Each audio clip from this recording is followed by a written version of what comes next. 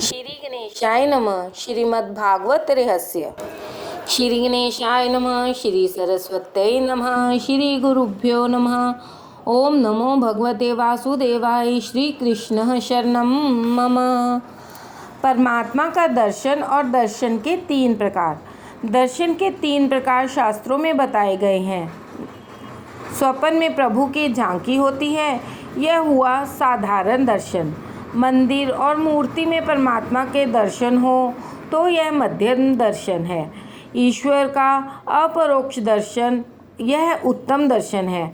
परमात्मा का अपरोक्ष साक्षात्कार जब होता है तब जीवन सफल होता है। वेदांत में साक्षात्कार के 2 प्रकार कहे गए हैं, परोक्ष ज्ञान, अपरोक्ष ज्ञान।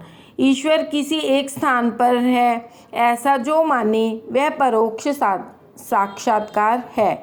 ईश्वर के बिना कुछ नहीं है, ईश्वर ही सब कुछ है।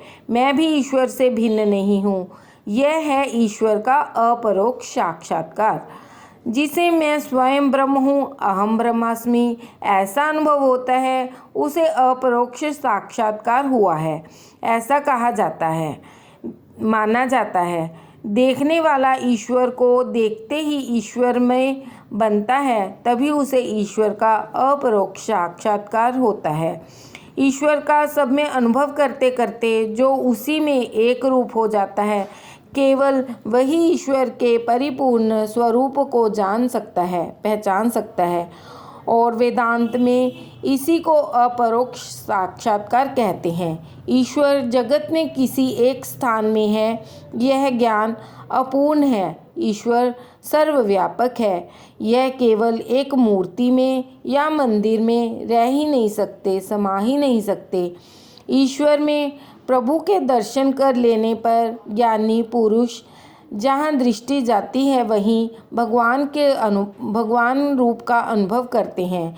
मंदिर में प्रभु के दर्शन करके बाहर आने पर प्रत्येक परमात्मा का दर्शन करें। मन जहाँ जाए वहाँ ईश्वर का दर्शन करे, यही ईश्वर का असाधारण दर्शन। जो परमात्मा मुझ में है वही सब में है। इस प्रकार अखिल जगत में जिसे ब्रह्म स्वरूप दिखता है वही ज्ञानी है। सब में परमात्मा का अनुभव करते करते उसे अपने स्वरूप में ही परमात्मा का अनुभव होता है। परमात्मा के परोक्ष दर्शन से कोई भी विशेष लाभ नहीं होता है, परंतु जीव जब परमात्मा का अपरोक्ष दर्शन करता है तभी कृतार्थ होता है। ज्ञानी पुरुष तो अपने स्वरूप में ही भी श्री भगवान दिखते हैं, यही अद्वैत है। श्री कृष्ण लीलाएं इसीलिए करते हैं कि इन लीलाओं का चिंतन करती गोपियाँ अपने स्वरूप में ही परमात्मा का अनुभव करती हैं। लीला देखन मैं गई, मैं भी हो गई लाल। गोपियों को अपने स्वरूप का विस्मरण हुआ और वो कहती हैं, मैं ही श्री कृष्ण हूँ। अपने प्यारे श्री कृष्ण का सब में अनुभव करती गोपियाँ श्री कृष्णमय बनी हैं। जिसे अपने अंदर परमात्मा का दर्शन होता है वही जीव परमात्मा में मिल जाता है।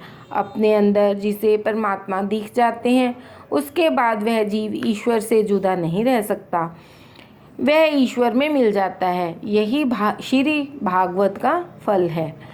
ज्ञानी ज्ञान से परमात्मा का, ब्रह्म का अपरोक्ष साक्षात्कार करते हैं, जबकि वैष्णव भक्त प्रेम से परमात्मा का अपरोक्ष साक्षात्कार करते हैं।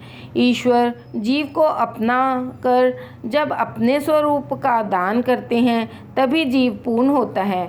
बिना ईश्वर के सारा संसार अपूर्ण है, जीव अपूर्ण है। अतः इसे शांति नहीं है, नारायण ही पूर्ण है। सच्ची शांति नारायण में है। नर नारायण का अंश है, अतः नर तो नारायण में ही समा जाना चाहता है।